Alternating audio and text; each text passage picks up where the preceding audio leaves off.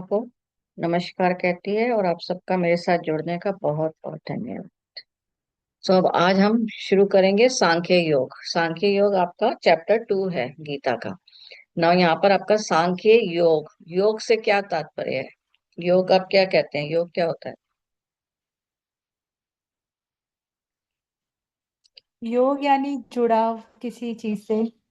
योग यानी जुड़ाव, या मतलब कह सकते हो मिलन टाइप, है ना? तो योग यानी जुड़ाव। तो पहले वाला हमारा चैप्टर जो था उसमें क्या था? विषाद योग। मतलब अर्जुन का जुड़ाव किस में था? दुख के साथ, शोक के साथ, राइट। और उसमें हमने ये देखा कि उस पूरे चैप्टर में 47 श्लोक थे, और उसमें से सारे श्लोक जो थे अर्जुन के ये थे कि वो विषाद योग कर रहा है। तो हमारी परिस्थिति बताई गई है कि जिसमें हम लोगों के संग क्या होता है, अगर हमें कोई दुख होता है तो हम कोई साथी ढूंढते हैं और उसके साथ कॉन्टिन्यूसली वही बात को दोहराते रहते हैं। तो दोहराने से क्या होता है? हम दोहराते रहेंगे तो वो हम उसको मतलब पकड़े हुए हैं, हम उसको योग करे हुए हैं, उसके साथ मिलन किए हुए हैं, उसके साथ जुड़े हुए हैं। तो हमने उस प्रॉब्लम को छोड़ा नहीं है, हम उस प्रॉब्लम को जोड़ के रख लिए हैं, इस प्रॉब्लम को अपने साथ ही रख लिए हैं। तो फिर वो प्रॉब्लम का सोल्यूशन नहीं मिलेगा, उल्टा प्रॉब्लम और बढ़ेगी। तो विषाद योग में हमको इसलिए यहाँ से गीता स्टार्ट की गई है कि आपका विषाद योग से आपको ये बताया जा रहा है कि एक व्यक्ति की परिस्थिति ये होती है कि वो उससे जुड़ाव कर लेता है, उसको बार बार रिपीट करता है, चाहे विचारों में रिपीट करे या किसी साथी के साथ रिपीट करे। और अब सेकंड चैप्टर क्या है? सांख्य योग। सांख्य का मतलब ही होता है ज्ञान। तो मतलब जब ज्ञान आ जाता है तो आप ये सब चीजों की बजाय क्या होगा, परिस्थिति आएगी तो उसका सोल्यूशन ढूंढने की कोशिश करेंगे, बजाय कि उसके साथ जुड़ाव करने के लिए।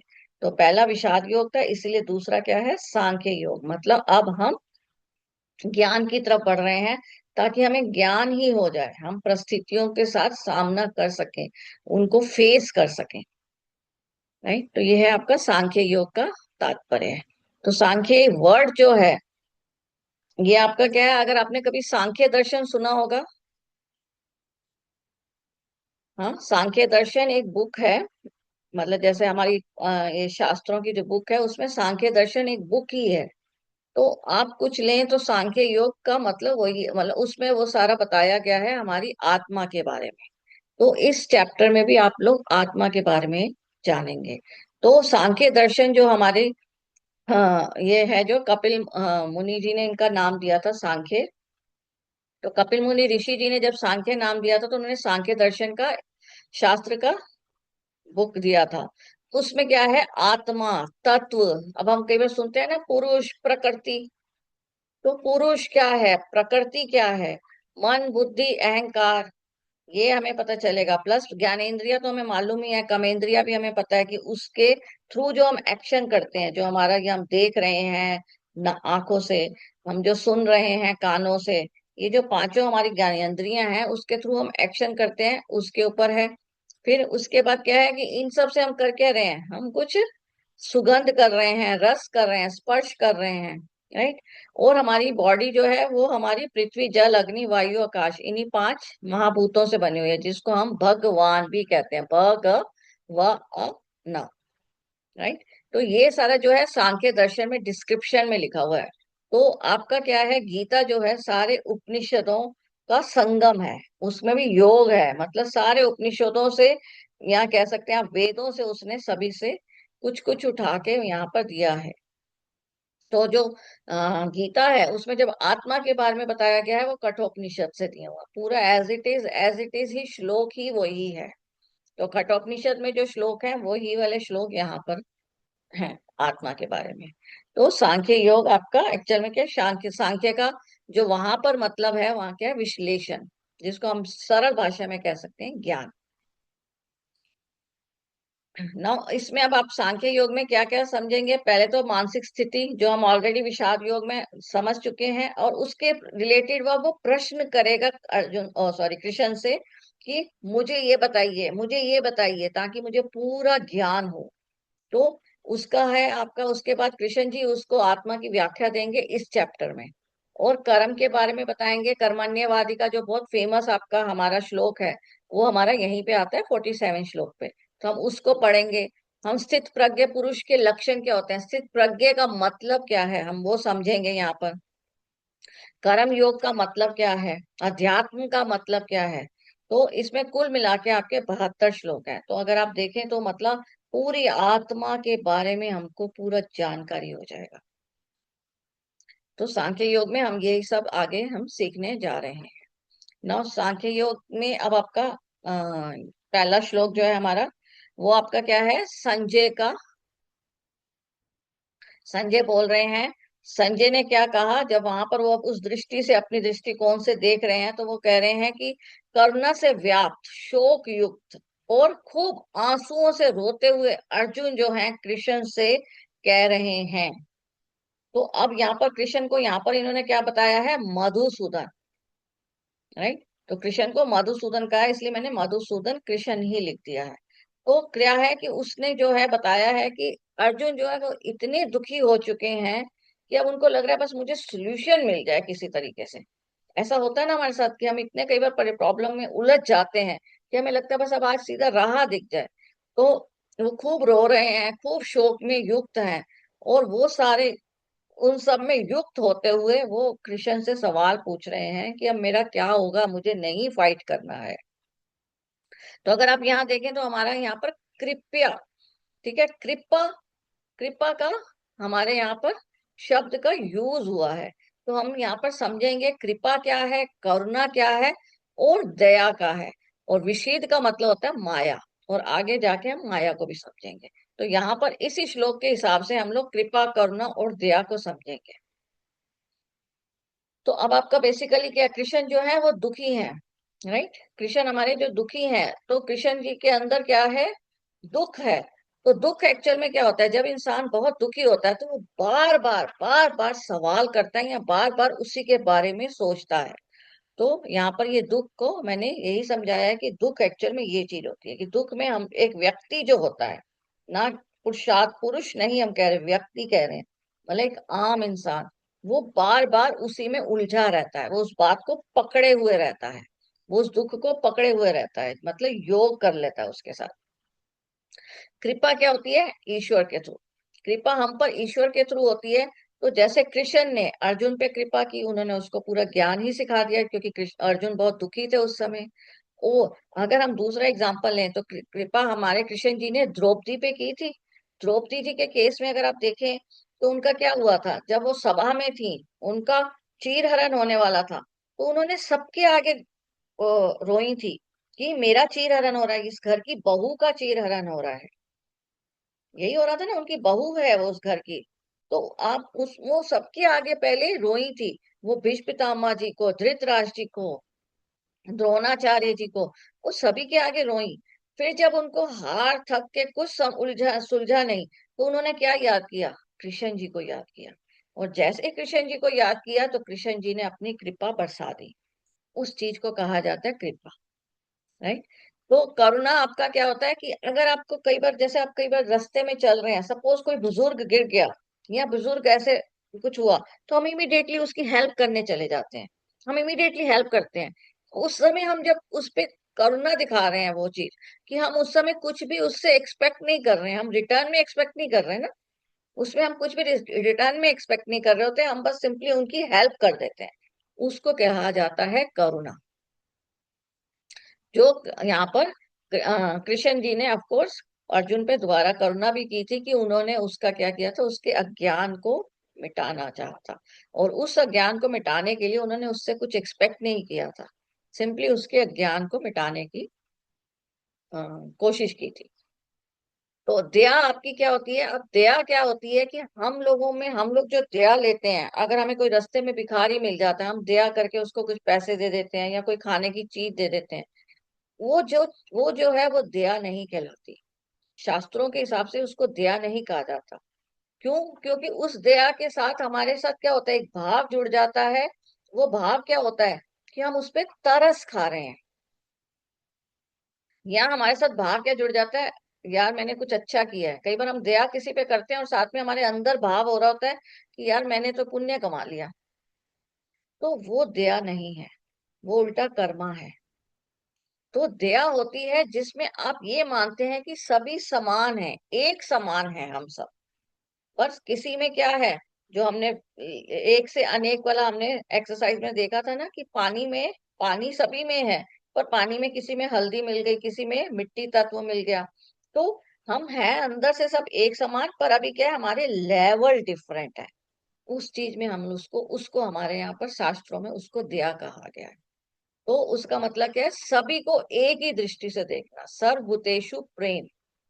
और कृष्ण क्या थे, प्रेम का प्रतीक थे। तो पहले ही श्लोक में हमें दुख, कृपा, करुणा और दया का अर्थ पता चला है। नौ अब इसमें क्या है कि कृष्ण जी जो है उसको आत्मा का ज्ञान देंगे आगे। और मधुसूदन नाम क्यों है, उसमें क्या था, मधु नामक के असुर का वध किया था कृष्ण जी ने, इसलिए उनका नाम मधुसूदन भी पड़ गया था, यहाँ से उनका नाम मधुसूदन पड़ा था। कृष्ण के कई नाम है, आपको मालूम ही है, तो उसमें एक नाम मधुसूदन है, जो मधु नामक असुर का वध करने से उनका नाम ये पड़ा था। अब आप सांख्य योग में जो मैंने आपको बताया कि हम आत्मा के बारे में अब समझेंगे कि आत्मा का वास्तविक स्वरूप क्या है। अब इसमें जो है, इसमें वास्तविक स्वरूप तो इसी कठोपनिषद में है ही है, प्लस इसमें है कुछ श्लोक, पर हम कुछ श्लोक एक्स्ट्रा जो मैं कुछ कुछ चीजें मैं कठोपनिषद से उठाऊंगी, राइट। और दूसरी ये है कि कुछ चीजें मैं कौशिकी उपनिषद से भी उठाऊंगी, जिसमें हम आत्मा का आकार देखेंगे। तो ये हमारा गीता में कवर नहीं है, पर अब हम आत्मा को जब समझ ही रहे हैं तो हम इन दोनों चीजों को भी समझेंगे कि आत्मा का आकार, इन सेंस साइज क्या है। आत्मा हमें दिखती क्यों नहीं है, कि उसका साइज इतना सूक्ष्म सूक्ष्म क्या है। तो उसमें जो है कौशिकी उपनिषद में क्या किया हुआ है, उसका मेजरमेंट बताया हुआ है कि वो क्या साइज है आत्मा का। तो वो चीज हम वहां से लेंगे, ठीक है। और उसके बाद आप सांख्य योग में ऑफ कोर्स जैसे धीरे धीरे हमें आत्मा का ज्ञान होता जाएगा और आगे आगे चैप्टर्स हमारे और खुलते जाएंगे, तो हमें अपना कर्तव्य समझ आ जाएगा, या हम कह सकते हैं हमें अपना धर्म समझ में आ जाएगा। और कर्मा तो है ही है, कर्मा का आपका कर्मण्यवादी का मैं बोल ही रही हूँ, 47 श्लोक में कर्मा शुरू हो जाएंगे। तो जहां मतलब 46 तक आपका क्या है, आत्मा का ज्ञान है। गीता के चैप्टर 2 में 47 से कर्मा स्टार्ट हो जाएगा, कर्मा का ज्ञान स्टार्ट हो जाएगा। तो ये सब हम आगे आगे धीरे धीरे सीखते जाएंगे। अब इसमें यहाँ पर आत्मा का स्टार्ट करने से पहले मैंने ये अपने आप से कुछ बनाया है, जिससे कि आप उसको समझें पहले। अब ये इसको मैंने एक्चुअल में एक अपना दिमाग लिया है, जो हमारा ये दिमाग होता है, राइट। तो मैंने 3 प्रकार के दिमाग लिए हैं। अब जैसे आप भी मेरे से अभी ज्ञान ले रहे हैं, पर कई बार क्या होता है, एक पर्सन जब मैं क्या हूँ इसमें, यहाँ पर मैं स्पीकर हूँ, मैं बोल रही हूँ, आप ज्ञान ले रहे हैं, तो ये फर्स्ट पर्सन है, इसको मैंने सेकंड पर्सन लिया है, और इसको मैंने थर्ड पर्सन लिया है। तो फर्स्ट पर्सन का दिमाग, सेकंड पर्सन का दिमाग, थर्ड पर्सन का दिमाग। अब इसमें अगर इस पर्सन को देखें तो उसके देखो, मैं बोल रही हूँ, स्पीकर बोल रहा है, पर उसका क्या हो रहा है, दिमाग, उसमें विचार झन झन झन झन झन झन झन झन, उसके अंदर विचार कुछ इतने चल रहे हैं।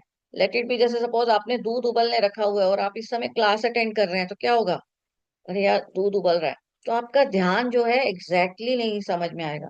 तो वो ब्रेन को हम क्या मानते हैं कि वो समझ नहीं रहे हैं, वो सिंपली क्या हो रहा है, ऊपर ही ऊपर उनके रहता है, मतलब वो यहीं पे रह जाएगा, वो ज्ञान यहीं रह जाएगा, उस दिमाग के अंदर नहीं जाएगा। और दूसरा क्या होता है, कुछ विचार हैं, कुछ हल्के हैं, यहाँ पर मैंने कुछ लिया है, तो मतलब कहीं कहीं आपके पास आकाश तत्व हो गया, तो मतलब कुछ तो गेन कर लेंगे। और एक है, जो अगर हम करें, तो हमने एक्सरसाइज की थी फिफ्थ वाली स्लाइड में, अगर हम देखें तो हमने एक्सरसाइज की थी, मैंने कहा था भ्रामरी करें, प्रेम करें। तो उससे क्या होता है कि हमारा, हम इसको अगर क्लास को अटेंड करने से पहले अगर हम भ्रामरी करते हैं, तो हमारा ब्रेन से विचार सारे क्लीन हो जाते हैं, तो हम एक प्लेन दिमाग से करते हैं, तो डायरेक्टली बीज अंदर घुस जाते हैं। तो क्या होता है कि हम लोग समझते हैं, पर कई बार क्या होता है कि हमारा वो आधा अधूरा नॉलेज रहता है, पर उसमें हमें चिंता करने की जरूरत नहीं है। पर हमने एक लॉजिक समझाने के लिए किया है कि जब क्लास में आए तो हमें ये देखना है कि अरे हम पूरे उस समय उसी में है, क्योंकि आत्मा आपको अच्छे से कॉन्सेप्ट अगर क्लियर हो जाएगा तो आगे इजी हो जाएगा। नाउ अब हमारा है सेकंड श्लोक। सेकंड में हमारा क्या है कि भगवान, श्री भगवान ने कहा। अब यहाँ पर आप बताएंगे, अगर देखें तो हमने धृतराष्ट्र को धृतराष्ट्र वाच्य कहा, संजय में संजय वाच्य कहा, अर्जुन में अर्जुन वाच्य कहा, और यहाँ पर मैं कह रही हूँ भगवान वाच्य। तो यहाँ पर हमने कृष्ण जी को क्या कहा है, भगवान। तो आप में से कोई बता सकते हैं कि भगवान क्यों कहा इन्हें हम? भगवान यानी पांचों तत्व में संपूर्ण है, पांचों हम्म। तत्वों को लेके चल रहे हैं। हाँ जी, जो पांचों तत्वों को लेके चल रहे हैं। तो इस वजह से मतलब जो गीता जी, वेद व्यास जी जो लिख रहे हैं गीता, वो भी ऑलरेडी मान के चल रहे हैं कि कृष्ण जी कौन है, भगवान है। उन्होंने पूरी महाभारत में कहीं भगवान ने यूज किया, कृष्ण जी के लिए कृष्ण वाच ही लिखा है। सिर्फ एक गीता के टाइम पे उन्होंने उसको पूरा भगवान वाच लिखा है। सब जगह जहां जहां भगवान वाच है मतलब कृष्ण जी बोल रहे हैं। तो उन्होंने उसको क्या कहा है, भगवान कहा है। मतलब उनको उन्होंने उसका दर्जा भगवान दिया। क्यों? क्योंकि हमने 16 कलाएं में देखा कि उन्होंने सारे पांचों तत्वों में विजय प्राप्त कर ली थी। तो कृष्ण जी जो थे वो पूर्ण आत्मा थे, मतलब पूर्ण पुरुषोत्तम थे। उनको पूर्ण पुरुषोत्तम कहा जाता था। तो इसलिए हमने उनको क्या है, भगवान वाच। तो जहां जहां भगवान वाच आ रहे हैं मतलब कृष्ण जी बोल रहे हैं। अब यहाँ पर कृष्ण जी क्या कर रहे हैं कि तुम अपने मन में जो ये, अपने मन में जो ये लेके बैठे हैं कश्मल, इसका मतलब होता है मोह। जो अपने मन में ये जो मोह लेके बैठे हुए हो, वो तुमको शोभा नहीं देता। क्यों नहीं देता? क्योंकि अर्जुन अपने आप में ही बहुत बड़े योद्धा थे, उन्होंने बहुत सारी विद्या प्राप्त की हुई थी। अगर देखें तो धनुर्विद्या में माहिर थे। और उनकी दूसरी विद्या थी योग निद्रा, जो इसका आगे उल्लेख भी आया हुआ है इसी में आगे श्लोक में।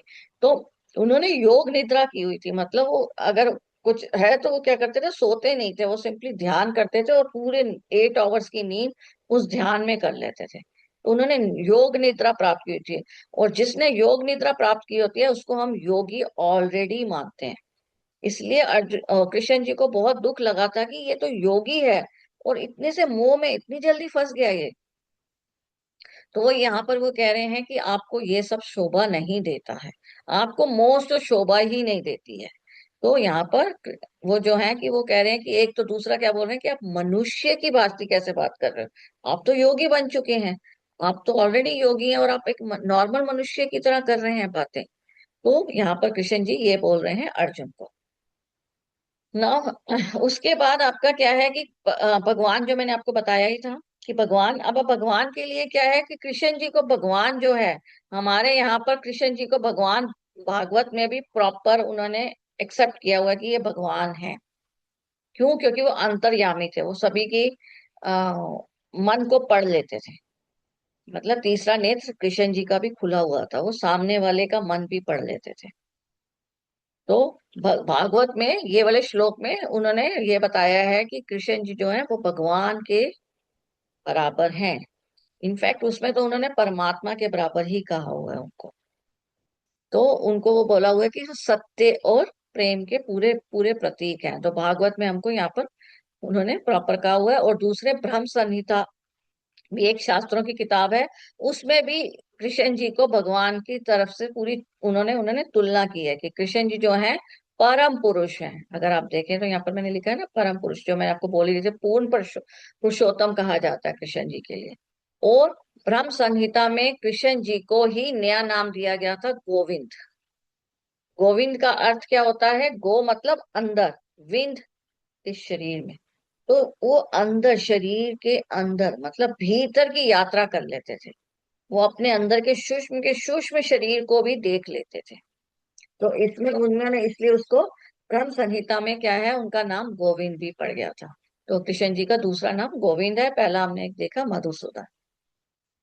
नो, अब अपने आपको मैंने ये बता ही दिया। भागवत में ये एक और श्लोक है जहां पर दोबारा उन्होंने कृष्ण जी को भगवान के रूप में बताया गया। तो ये जगह, ये 4-5 जगह है जहां पर कृष्ण जी को भगवान के रूप में प्रॉपर प्रॉपर बताया गया है। इसलिए गीता में अगर हम कहते हैं ना कि कैसे वो कह सकता है कि मैं ही सब में हूँ, मैं ही सब में हूँ, तो वो इसी वजह से कहा जाता है। कई बार जो कुछ लोग गीता पढ़ते हैं उनको ये लगता है कि कृष्ण जी ये कैसे कह सकते हैं कि मैं ही सब में हूँ। समझ रहे हैं? तो वो यहाँ से है कि ऑलरेडी ये प्रूवन करा हुआ है उन लोगों ने कि हाँ, कृष्ण जी में वो सब क्वालिटीज हैं। राइट? तो ये हमारा कृष्ण जी के बारे में है। अब इसका मतलब जो अगर पूर्ण पुरुषोत्तम है, जो कृष्ण जी की तरह है, उसका मतलब क्या होता है? अभी हम लोग क्या है, एक नॉर्मल व्यक्ति की तरह है। और अभी हम ज्ञान का एक्सेप्टेंस कर रहे हैं, अभी हम ज्ञान को सीख रहे हैं। तो हम अभी क्या करते हैं, इसलिए अभी हम सिर्फ प्राण, अगर हम ध्यान करते हैं तो हम प्राण की तरफ ध्यान देते हैं, हम सांसों की तरफ ध्यान देते हैं। और ये सांसों की तरफ ध्यान देते देते ही हमें आत्मा का ज्ञान हो जाता है। और आत्मा का जैसे ज्ञान होता है तो हमें पता चल जाता है कि अहम ब्रह्मस्मि। तो पुराने ऋषि लोग क्या थे, वो प्राण सांसों में इतना ध्यान देते थे कि धीरे धीरे धीरे उनको ये ज्ञात हो गया था कि ओके, ब्रह्मा होने का मतलब क्या है, अहम ब्रह्मस्मि। तो उन्हें इसलिए पता चला था कि मुझ में भी वो ब्रह्मा है। तो एक्चुअल में क्या है, हमारे प्राण ही आत्मा है, आत्मा ही ब्रह्म है ना। इसमें जैसे मैंने आपको पहले कहा था कि इसमें क्या है, आगे फिर कुछ दोबारा से अर्जुन का विषाद है। तो 4 से 6 श्लोक जो है अगेन फिर अर्जुन के विषाद ही हैं। अर्जुन जी बार बार यही कहे जा रहे हैं कि कृष्ण क्या करूं, मन नहीं मान रहा, मारा नहीं जाएगा। और उसके लिए वो उनको फिर जस्टिफाई कर रहे हैं कि नहीं, मैं इसलिए नहीं मानना चाहता हूँ क्योंकि जिस गुरु से मैंने शिक्षा प्राप्त की उसी गुरु को मैं कैसे मार दूं। तो वो इस तरह करके आपको 4 to 6 में वो अर्जुन जी अपने उन श्लोकों के द्वारा अपने विषाद को व्यक्त कर रहे हैं ना। उसके बाद हमारा आ जाता है 7वां श्लोक। 7वां श्लोक में अब क्या है कि कृष्ण जी जो इतना सुनाते सुनाते, कई बार हमारे पास लास्ट में क्या हो जाता है कि हम इतने परेशान हो जाते हैं कि हम लोगों को अब लगता है कि बस अब तुम ही संभालो। कई बार ऐसा लगता है ना, ये बहुत नॉर्मल सिचुएशन होती है घर में कि बस अब मुझसे नहीं हो रहा, अब तुम लोग ही कर लो अपने आप। एकदम थक हार के हम लोग सब कुछ छोड़ देते हैं। तो इसलिए उन्होंने अपना धनुष भी छोड़ दिया था और अब बोल दिया था कि बस अब मैं नहीं, अब मेरे से नहीं हो रहा। तो उन्होंने वहां पर ही इमीडिएटली वहीं पे छोड़ दिया था धनुष वनुष, कि अब मैं तुम्हारा शिष्य बन गया हूं, अब तुम मुझको ज्ञान दो, तुम ही मुझे राह दो कि मैं क्या करूं इस सिचुएशन में। तो 7वें श्लोक में कृष्ण जी, अब ओ सॉरी, अर्जुन जी कृष्ण जी से उपदेश मांग रहे हैं कि मुझको उपदेश दो, मुझको ये ज्ञान दो, मुझ में ये भ्रम क्यों उत्पन्न हो रहा है मैं नहीं जानता, पर मुझ में भ्रम उत्पन्न हो रहा है। मैं मानता हूं कि मैं योगी हूं, मैं मानता हूं कि मैं बहुत अच्छा धनुषधारी हूँ, मैंने बहुत योग विद्या प्राप्त की है, पर इस समय तो मैं प्रॉपर मोह के साथ, मतलब माया के जाल में घिर गया।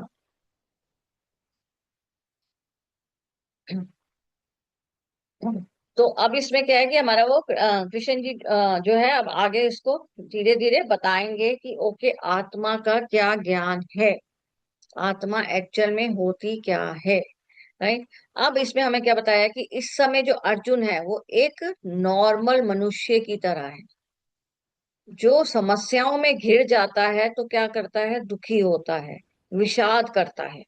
राइट। पर कृष्ण कौन है, वो ब्राह्मण की तरह है, वो भगवान की तरह है, जो एक समस्या आती है तो उसके हल के बारे में सोचने की सोचते हैं कि ओके अब आ तो गई है, अब लेट इसको सॉल्व करें। तो हमारा एक क्वेश्चन पेपर अगर हमारे पास टीचर स्कूल में एग्जाम में होता है तो क्या होता है, पेपर आता है, तो अब क्या करते हैं, यही होता है ना कि अब क्वेश्चन जो आया है उसको सॉल्व करते हैं। तो हम उसको सॉल्व करना है। पर अगर वो सोचे कि अरे यार टफ क्वेश्चन आ गया और उसमें विषाद करने लग जाएगा तो क्या होगा, पेपर छूट जाएगा।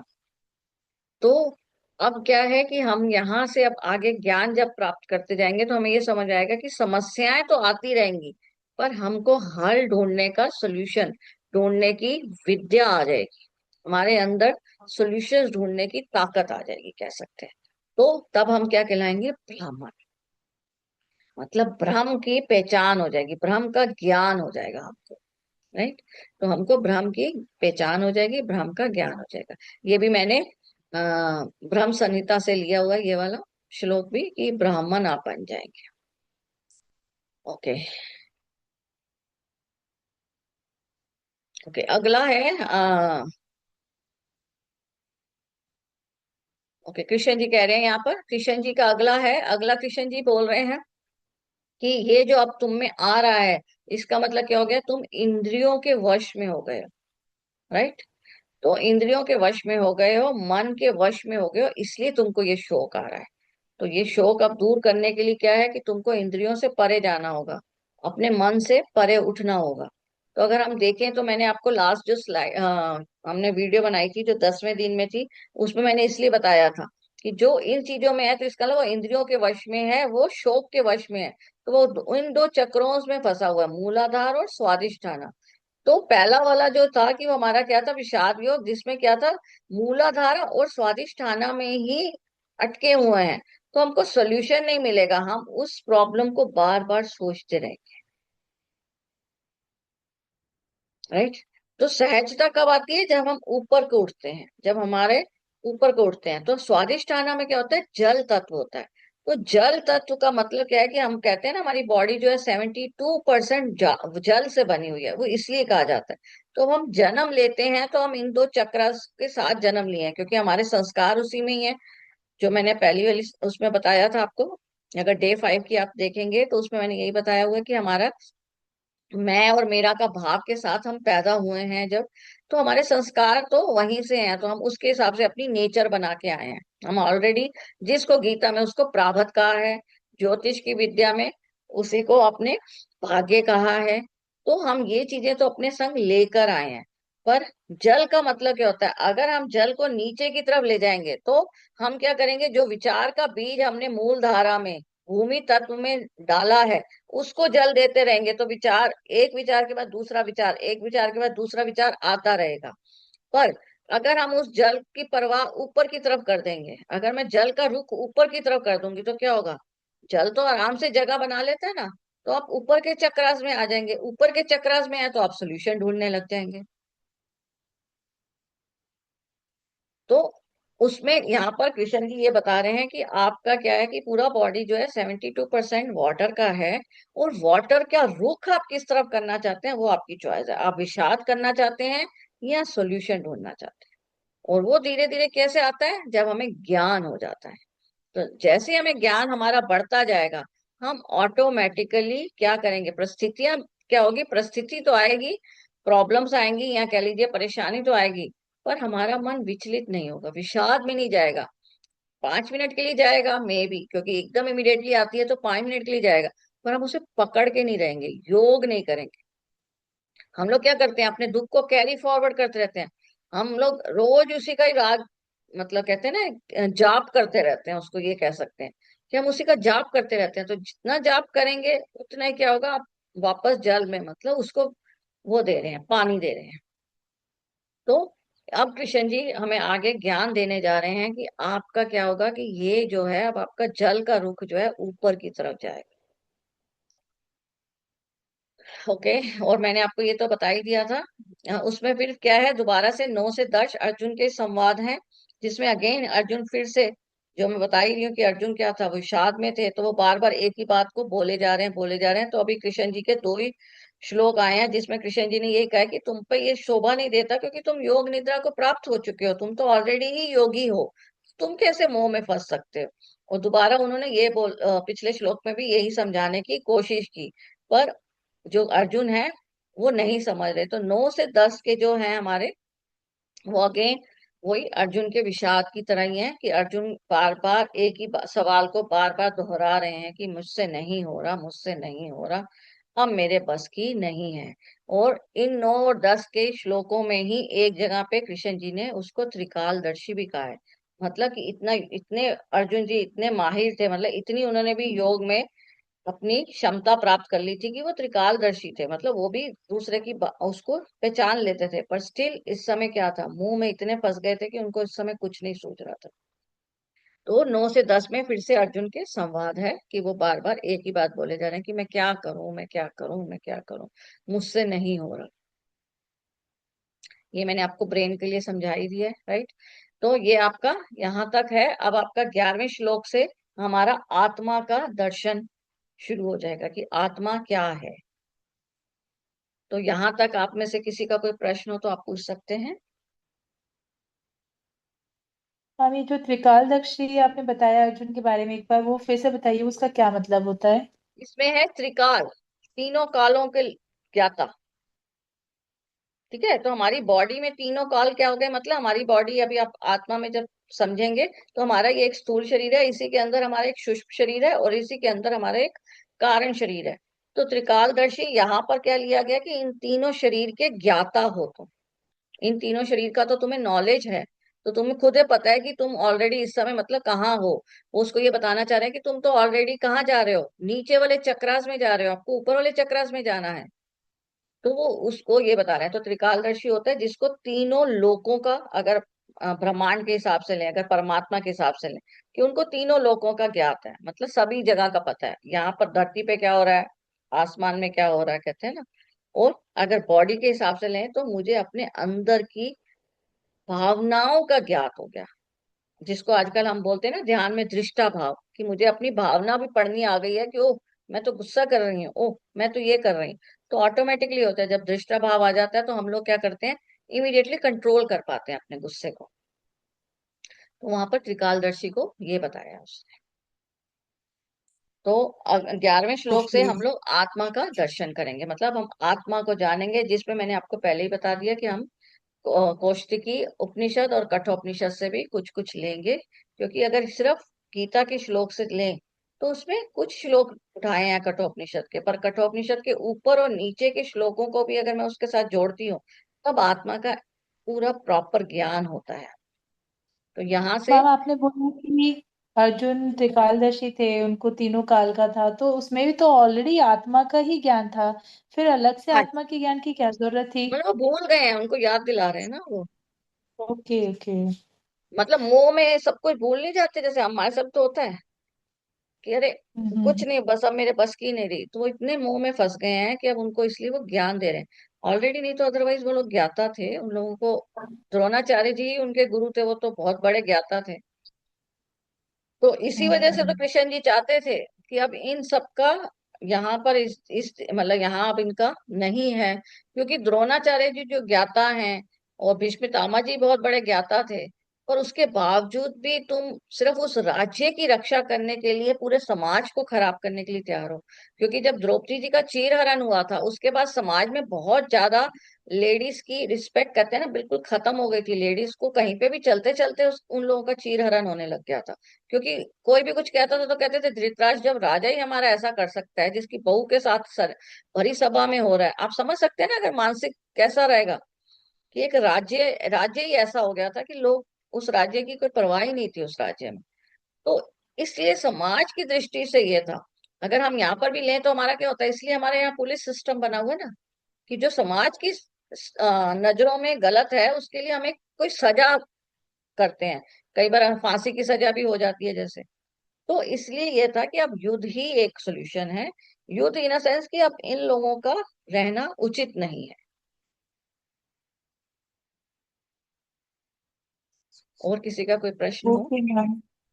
मैम एक प्रश्न और है कि जो कर्ण थे वो भी तो मतलब मैं कर्ण का इसलिए नाम ले रही हूँ क्योंकि वो भी बहुत योद्धा थे और क्षत्रिय थे।